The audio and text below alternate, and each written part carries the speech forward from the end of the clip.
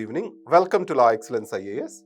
Let us have editorial analysis for today, that is 27th October 2022. The first article, Making Sense of an Outreach to Pasmanda Muslims. So first we need to know who are Pasmanda Muslims, why they are in the news. When we have discussed in this 1 month about Pasmanda Muslims, so we have spoken about something called double discrimination last week. This is the word I have used. And second is, the Mandal movement also has inspired the backward classes among the Muslims who are the Pasmanda Muslims.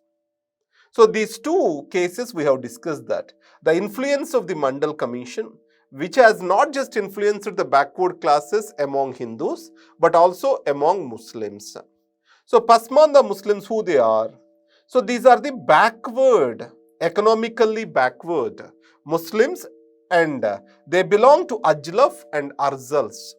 So Ashrafs are the elitist, Ajlaf and Arzal Muslims are the Pasmanda Muslims. They constitute around 80 to 85% of the Muslim population. Many of these Muslims have converted and still they do not enjoy any kind of benefits. What are the problems we are seeing today? The first is double discrimination.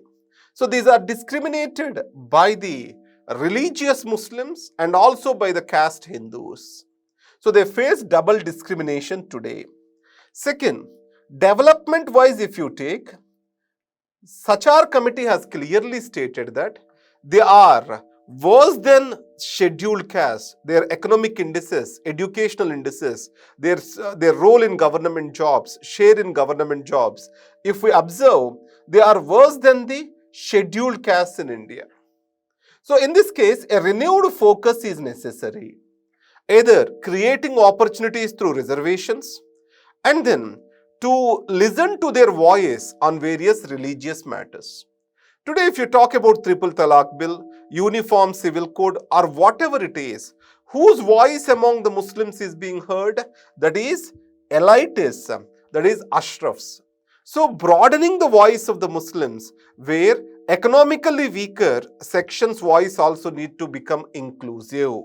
So, to make their voice inclusive, we need to have a special outreach to the Pasmanda Muslims. Two important things: to enlarge their opportunities, to make them inclusive with regard to the political process, and also to make them reach to the development or development to reach to them. Separate outreach is required for the Pasmanda Muslims. Colonialism and its discontents today. So today, our External Affairs Minister in the UN address spoke about overthrowing the colonial mindset. Prime Minister Modi is also talking about overthrowing the colonial mindset. Then what is this colonial mindset is about? So it is been described in different formats. Adherence to English. Second is being elitist, mimicking the European way of life, color preference to white. So the cultural imitations, all these comes under colonial mindset.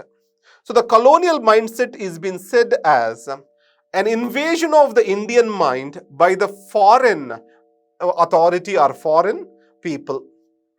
So Britishers invading into our mind and making their life as better life compared to us, that is called, we believing in that is called colonial mindset. So many of the people describe that mindset is killing our confidence. So our migration to the West is majorly due to this colonial aspirations. That's how it has been observed as. But is this true? Even today, if you observe, most of the political and governance institutions, these have got colonial origins and colonial overtones. And in the era of globalization, the colonialism is getting reflected in a new way. So it is difficult to make a distinction between a colonial mindset and a globalized mindset. So most of the people are going to US and UK for opportunities, not just believing and aspiring that kind of lifestyle. And third thing is, so colonialism is not uniform experience across the population. Different castes have different experience with the colonialism.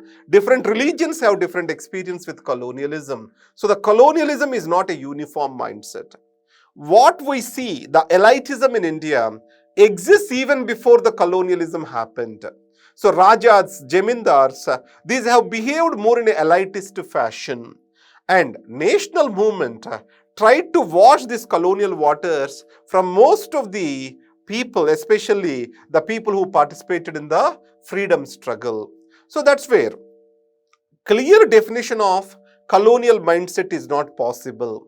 So that's where the government is very narrowly inferring this mindset as a fight against English and promoting the native languages. So that's where my conclusion statement is no one-dimensional interpretation of the colonial mindset is possible. That is the take-home point. An unkind hike. Today, what is National Savings Certificate? Normally, the elders, they expect fixed income. They save in public provident fund, national savings certificates, etc. So when they are saving over here, what is the income they are getting from this? The interest rate.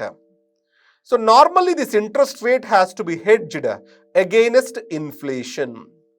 Now inflation is more than interest rate, then what we say, the net income of these people is said to be negative.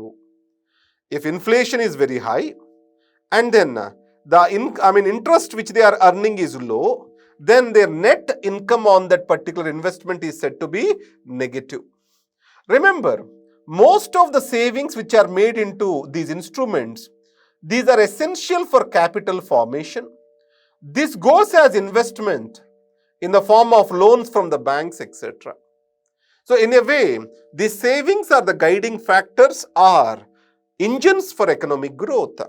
So as government is not increasing the interest rates on this and just changing them here and there whenever the elections are there is not a good tradition. So these have to be indexed to inflation and changed from time to time. So this revision from time to time will be a critical factor for the future generations to invest in this saving instruments. Government need to revise them from time to time. So those are the points I have discussed over here. Thank you very much. I wish you all the best.